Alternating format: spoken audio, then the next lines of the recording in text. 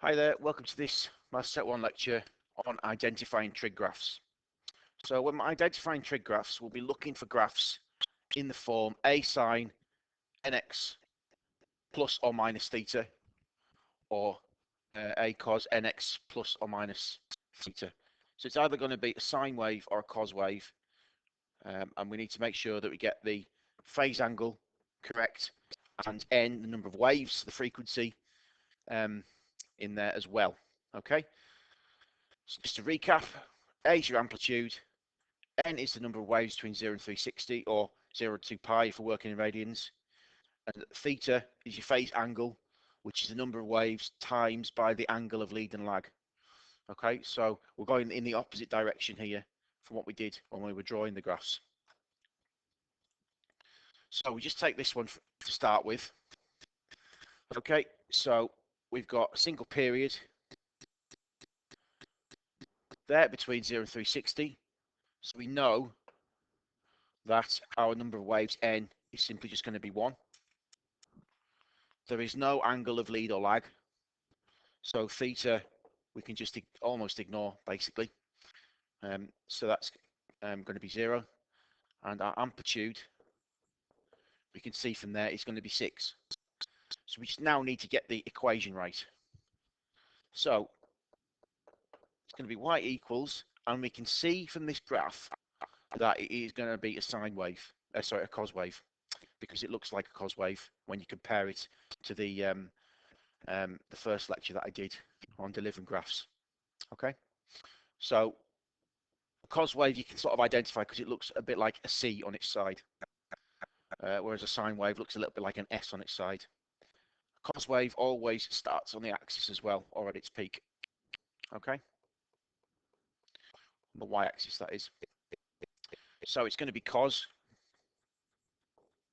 and it's going to be an x. Well, it's just 1x. It's just cos x. A is 6, but it's also an upside down cos wave, so therefore y is going to be equal to minus 6 cos x. So that is going to be our answer for that graph. Let's move on to another one. So in this one, we've got a period of 180. So we've got one wave there. We've got two waves there. So between 0 and 360, there are two waves. So that means that n is going to be 2. We can see that A, our amplitude, is going to be 10. And our phase angle, well, again, is just going to be 0 because it's not shifted at all. Now we can see again that this wave here is now a sine wave because it looks a little bit like an S on its side. So it's going to read y equals 10 sine and then 2x. Okay, so the 10 comes from the amplitude, and the sine 2x comes from the two waves. Okay, and it's going to be 10 rather than minus 10 because it's going up rather than down first, so it's not an upside down sine wave.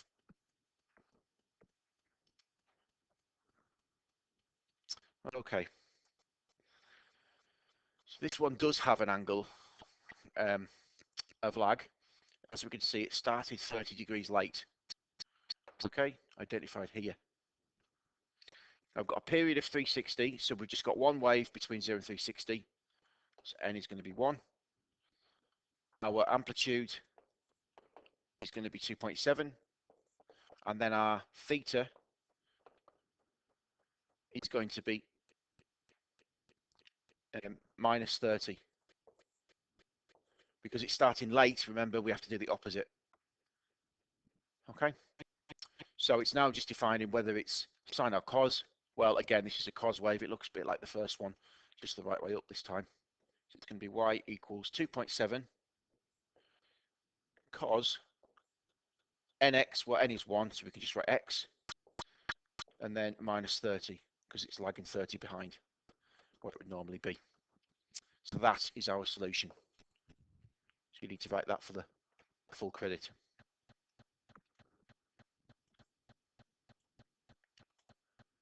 taking this one here. This is a bit trickier, this one. So we've got a period of 720, okay? So between 0 and 360, we've only got half a wave. So that means that n is actually going to be a half.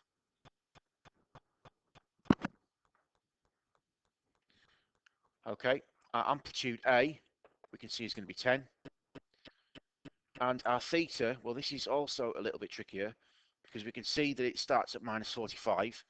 But if I just take you back to the very first slide, very quickly, we can see that the phase angle theta is equal to n times the angle of lead or lag.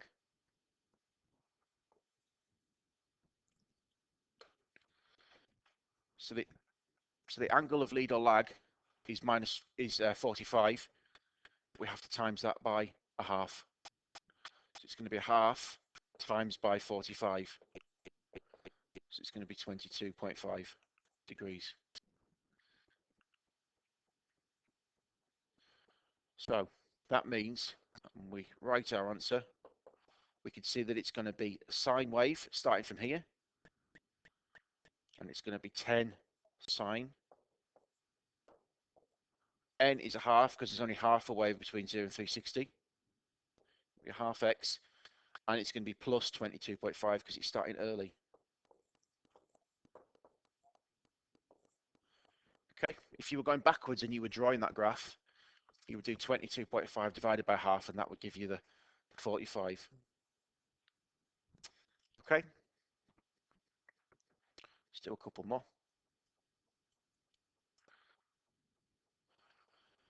So with this one, if you look at where the wave starts, we could start it here, and it finishes here. So that's just got a single wave between 0 and 360, 360 degrees long. So if we're looking at it like that, that's going to be a sine wave. So it's going to be 1.5 because that's our amplitude, sine. And we've just got a single wave, so it's going to be x. And we've got a shift of minus 30, so that's going to be plus 30, remember, when it starts early. So that's one way of writing it. Okay, there's actually another way of writing this, though. If, for example, we took this to be a cos wave, we can imagine that this was a cos wave, but starting there. And it would be finishing over to the right somewhere slightly off the board. So that, as a cos wave, would be, again, 1.5 cos. We know that there's a single wave, x, but it's shifted to the right, so it's going to be minus, and that's shifted by 60. So you could also write it like that. So in fact, both of these answers are correct. Okay, one is a sine wave, one is a cos wave, and it doesn't matter which one you get, as long as you get one of them, whichever you prefer. Which if you see that as a sine wave, do it as a sine wave. If you see that as a cos wave, do it as a cos wave. Sine and cos are related, so hence why we get these two possibilities for our answers. Okay, and then final example. I'm going to take this to be a sine wave. To me, that looks obvious that it's a sine wave starting here. Okay, so if that's the start point and that's the end point of one wave, we can see that that is a distance of 180. So that tells me that there are two waves between 0 and 360. Okay, so I know that n is going to be 2. You can see my amplitude is 6. And then my theta, well, we can see that it's got a phase shift of 30. However, there are two waves, so we need to double that. So theta is going to be 60, so the phase angle is 60. So when we come to write our equation, it's going to be y equals, so 6, because that's the amplitude, sine 2x, because there's two waves between 0 and 360, and then it started early, so it's plus, and then 60, because it's the number of waves 2 times the phase shift, which is 30, so 60. So that will be our answer. Okay. Right, there'll be some questions on Moodle, which I will describe to you in the lecture and also put up in the group chat. Okay, thanks very much.